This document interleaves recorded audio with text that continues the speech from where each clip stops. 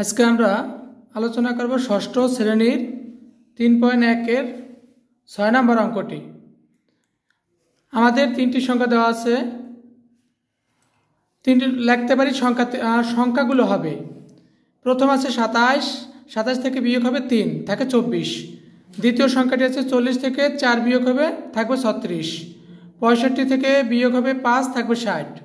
তা আমাদের বৃহত্তম সংখ্যাটি বের করতে বলেছে। বৃহত্তম সংখ্যা, তা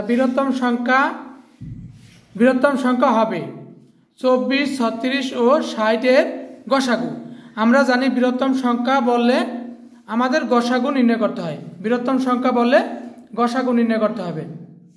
তা আমরা গসাগু করি 24, 36 এবং 60। 24, 36, 60 এমন একটি সংখ্যা দিয়ে ভাগ দেব যেমন ওই 13টা সংখ্যা ভিতর আমাদের 24-এর ভিতর 36 এবং 60-এর ভিতর যায়। তা আমরা 2 দিয়ে ভাগ দিতে পারি। 24-এর ভিতর গেছে 12 বার, 36-এর ভিতর গেছে 18 বার, আর 60-এর ভিতর গেছে 30 বার। আবার এমন একটি সংখ্যা খুঁজবো যেমন এই 12, 18 এবং 30-এর ভিতর যায়। তা আমরা দিতে পারি 2 দিয়ে ভাগ দিলে যাবে 6 বার। 6 দুগুণ 12, 9 দুগুণ 18, 30 দুগুণ 60। আছে আমার 6, 9 এবং 15। এই সংখ্যা তিনটাকে আবার এমন একটা সংখ্যা দিয়ে ভাগ দেবো যেমন 13টা ভিতর যায়। তা আমরা দিতে পারি 3 দিয়া। 3 দুগুণ 6, 3 3 9, 3 5 15।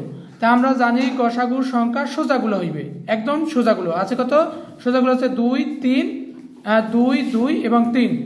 এই যে বাঁকা এগুলো আসবে না, এগুলো লসাগুর সময় আসতো। যেহেতু আমার গসাগু, এর জন্য আমরা সোজাগুলো লিখতে পারি। লিখলাম নির্ণয় গসাগু হবে এই 2, এই 2, এই 3, 2, 2, 3 গুণ করলে হয় 12। এটাই অ্যান্সার। আশা করি অঙ্কটি তোমরা বুঝতে পেরেছো।